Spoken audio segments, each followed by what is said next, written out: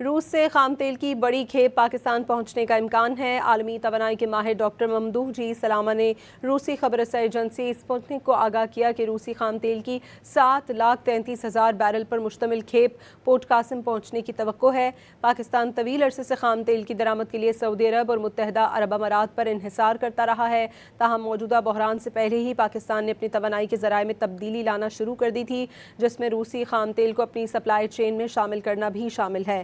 Pakistan business council کے مطابق عالمی منڈی میں تیل کی قیمت میں ہر $10 اضافے سے پاکستان کے کرنٹ اکاؤنٹ خسارے میں تقریباً $1.5 سے $2 ارب تک کا اضافہ ہو جاتا ہے۔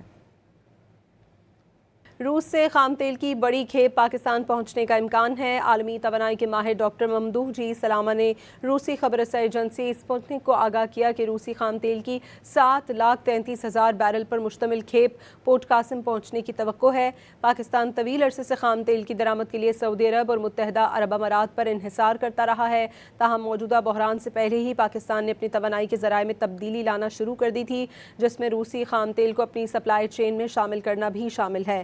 پاکستان بزنس کونسل کے مطابق عالمی منڈی میں تیل کی قیمت میں ہر $10 اضافے سے پاکستان کے کرنٹ اکاؤنٹ خسارے میں تقریباً $1.5 سے $2 ارب تک کا اضافہ ہو جاتا ہے۔